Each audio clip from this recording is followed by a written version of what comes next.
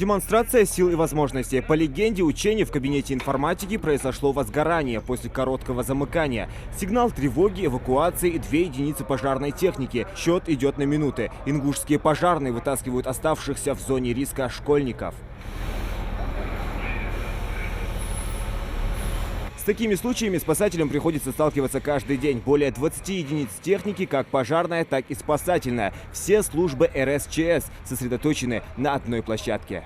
Здесь также представлена техника, которая в регионе в единственном экземпляре. Это автоподъемник коленчатый пожарный АКП-50. Предназначенный для доставки боевого расчета к месту пожара и спасения людей на высоте до 50 метров при чрезвычайных ситуациях. Конструкция автоподъемника позволяет выполнить работы в условиях ограниченного для маневрирования пространства. Также этот КАМАЗ оснащен аварийным насосом. С начала этого года в Ингушетии зарегистрировано 313 пожаров, в которых погибло 8 человек, в том числе 3 детей. Травмировано 15 человек. Материальный ущерб в результате пожаров составил почти 16 миллионов рублей. К сожалению, еще раз повторюсь, увеличилась гибель людей. В целях предупреждения чрезвычайных ситуаций природного техногенного характера предложена работа была по актуализации, разработке и сопровождению, принять по всей вертикали нормативно-правовых документов.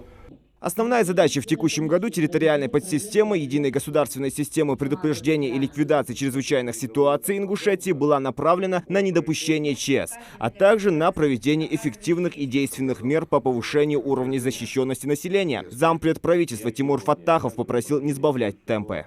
В текущем году в результате проведенной плановой предупредительной работы территориальной подсистемы удалось снизить количество возможных чрезвычайных ситуаций на территории республики.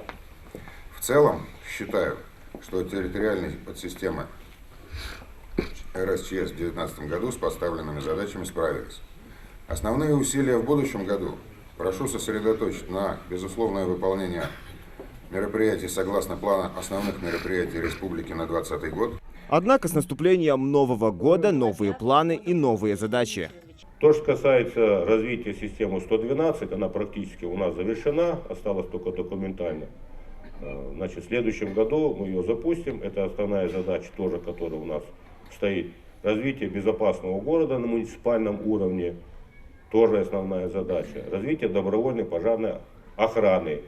Всего на водных объектах республики, несмотря на все предпринимаемые меры, погибло 3 человека. За весь год в Ингушетии произошла всего одна чрезвычайная ситуация. И то природного характера, связанная с гибелью посевов сельскохозяйственных культур из-за иссушения почвы и снижения запасов влаги. Главный федеральный инспектор по Ингушетии аппарата полпреда президента России в СКФО Сергей Гончаров отметил, что результаты проведенной работы действительно впечатляют.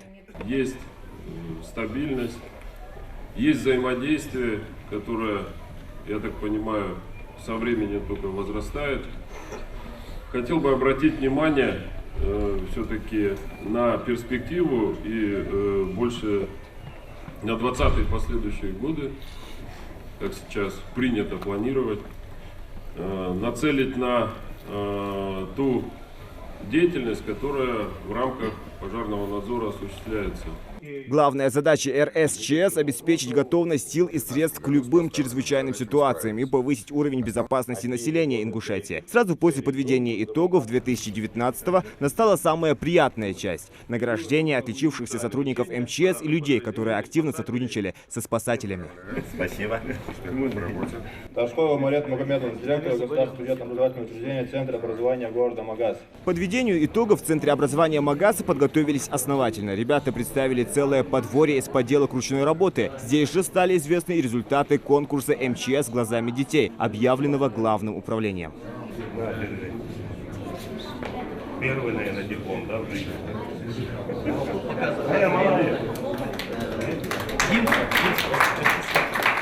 Не обошлась встреча и без будущих профессиональных кадров, воспитываемых в пожарно-спасательном колледже, демонстрация альпинистского снаряжения, амуниции пожарных и оказание первой медицинской помощи.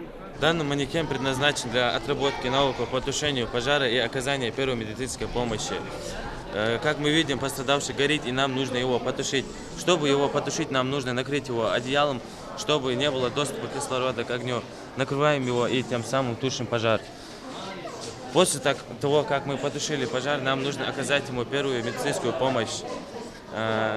Сначала нужно освободить стесняющую его одежду, воротник, ремень или что-либо. Потом освобождаем дыхательные пути и тройным приемом сафари освобождаем его, открываем ему челюсть. Поднимаем голову вверх, освобождая дыхательные пути. Потом 30 компрессий. Готовы составить конкуренцию студентам и школьники в Центре образования Магаса. Свои знания, полученные на уроке ОБЖ, ребята отрабатывали почти как профессионалы.